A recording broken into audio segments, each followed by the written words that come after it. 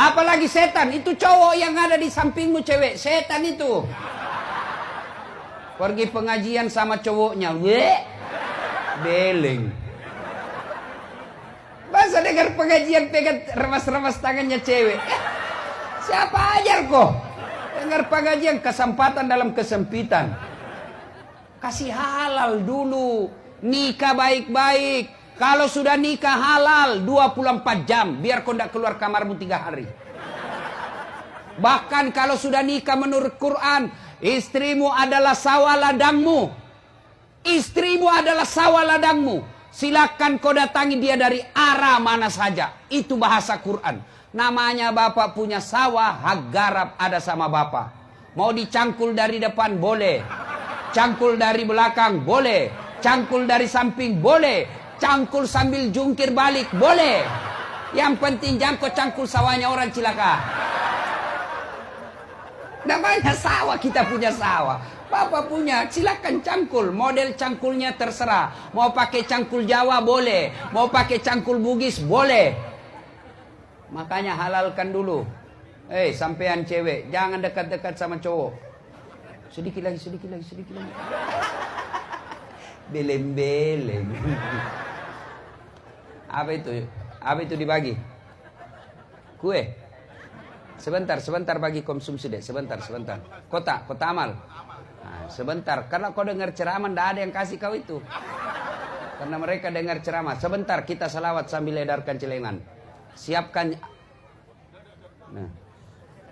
Wa qalaidan, Allah kemudian berfirman, Bismillahirrahmanirrahim. Innallaha wa malaikatahu yusalluna ala nabi.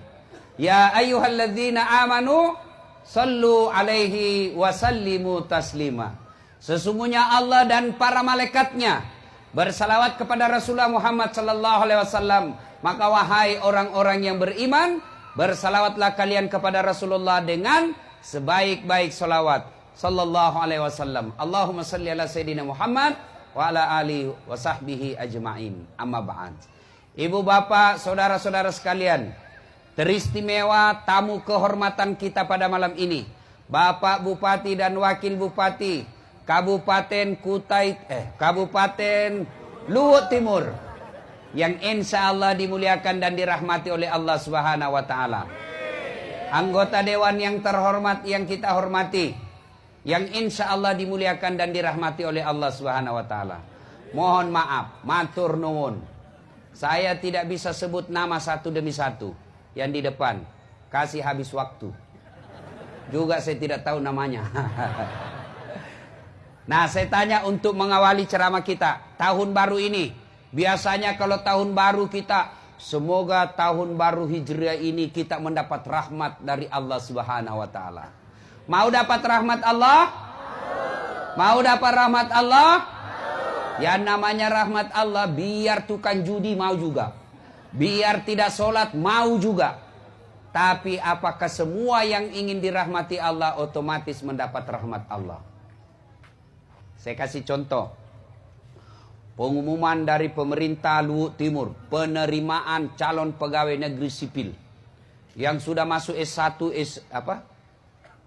K1, K2. Hah? Sudah tidak ada masuk namanya K1. Di K2 juga tidak ada. Paling gampang cari di KK, pasti ada namamu. Nah, pengumuman penerimaan CPNS, seluruh sarjana daftar. Semua daftar. Apakah semua yang daftar otomatis lulus?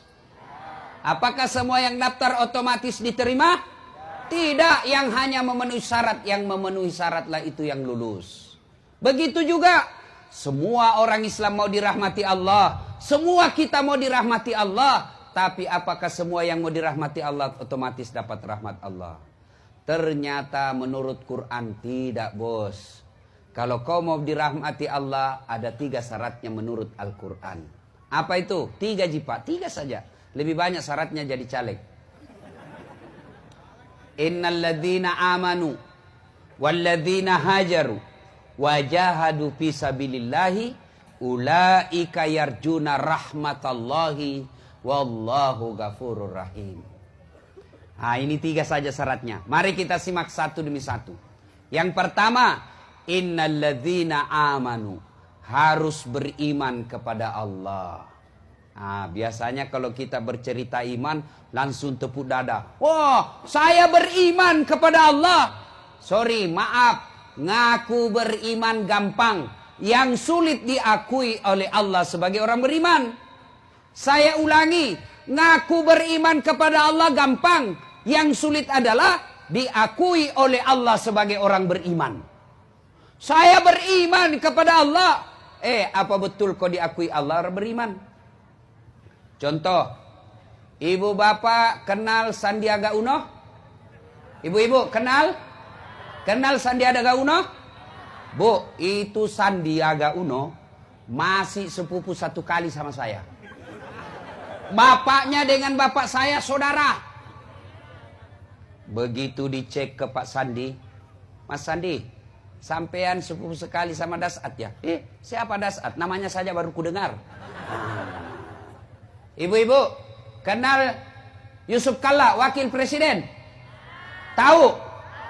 Itu nenek dengan nenekku, satu nenek. Sama-sama nenek. Begitu dicek, Pak JK katanya sepupu sama Dasat Latif. Siapa Dasat Latif? Cokakna. Baru saja ku dengar namanya. Begitu juga dengan Allah. Ngaku beriman kepada Allah gampang. Yang sulit, betul tidak sampean diakui Allah sebagai orang beriman?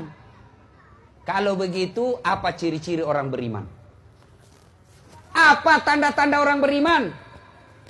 Masih ingat pelajaran pendidikan agama waktu kita kecil dulu? Iman adalah meyakini dalam hati, mengucapkan melalui lisan, melakukan dalam kehidupan sehari-hari. Dari definisi ini, iman itu ada 3 unsurnya. 1, yakin kau dulu dalam hati. 2, ucapkan melalui lisan. 3, lakukan dalam kehidupan sehari-hari. Tidak bisa tidak. Harus 3 unsur ini dilakukan. Sayang 1000 sayang. Masih banyak di antara kita imannya hanya 2/3. Hanya percaya, hanya diucapkan, tidak dilakukan. Contoh, bagaimana hukumnya pakai jilbab? Wajib. Artinya apa? Dosa kalau tidak dipakai. Kenapa tidak pakai jilbab? Kita kan masih gadis, Ustaz. Nanti kita tidak laku kalau kita pakai jilbab. Bagaimana hukumnya menyogok? Haram. Apa artinya? Dosa. Kenapa jadi pegawai nyogok? Tidak diterima orang kalau tidak nyogok, Ustaz. Berarti imannya baru 2/3. Coba. Banyak di antara kita seperti itu. Imannya hanya diucapkan, belum dilakukan. Bagaimana hukumnya sholat? Wajib. Artinya, dosa kalau tidak. Kenapa kau tidak sholat? Nantilah Ustaz ketika tua. Orang seperti itu, maka imannya baru 2/3. Lebih jauh lagi, bagaimana karakter orang beriman?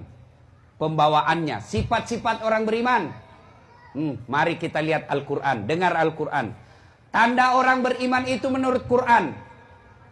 Innamal mu'minuna alladzina isa sukirallah wajilat qulubuhum wa iza tuliyat alaihim ayatuh sadathum imanan wa ala rabbihim yatawakkalun. Tanda orang beriman itu, kalau dia mengaku beriman, tanda-tandanya kata Allah, 1, apabila disebut nama Allah, bergetar hatinya. Nang kalinge senapung Allah Ta'ala tatendrengi nyawana. Bergetar hatinya. Bagaimana yang disebut contoh bergetar hatinya? Contoh, pernah jatuh cinta? Pernah? Pernah? Oh, saya sering, Pak. Sampai sekarang masih sering jatuh cinta.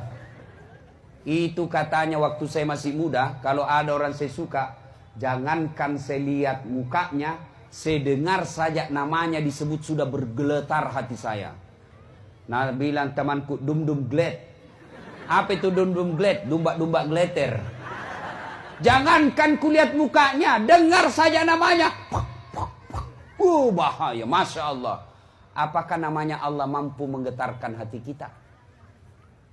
Ternyata sangat sulit bangsa Indonesia sekarang ini bergetar hatinya. Kenapa? Dengar nama Allah banyak yang merasa terganggu. Dengar nama Allah banyak yang merasa tidak tenang. Mana buktinya? Azan. Dengar nama Allah, Allahu Akbar, Allahu Akbar. Jangan kencang-kencang, keras, tidak boleh keras-keras, kecil saja. Namanya panggilan harus keras. Mana bisa memanggil tidak keras? Bukan panggilan itu, bos. Bici. Si bici. Si bici namanya itu, bos. Namanya panggilan. Woi, dasat. Manggil namanya itu. Azan itu panggilan sholat. Jadi harus keras.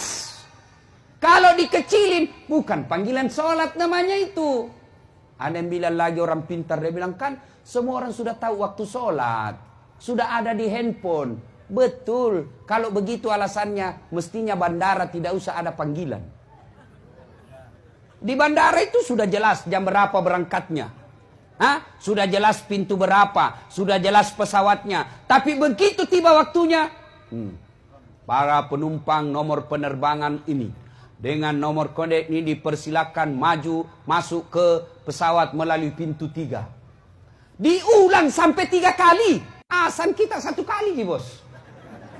Ini diulang 3 kali. Masih belum cukup, disebut nama 3 kali, Pak. Atas nama Dasat Latif dipersilahkan masuk ke ruang pesawat melalui pintu 3. 1.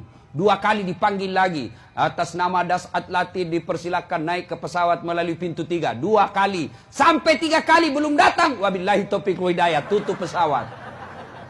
3 kali orang dipanggil, Pak. Kita azan,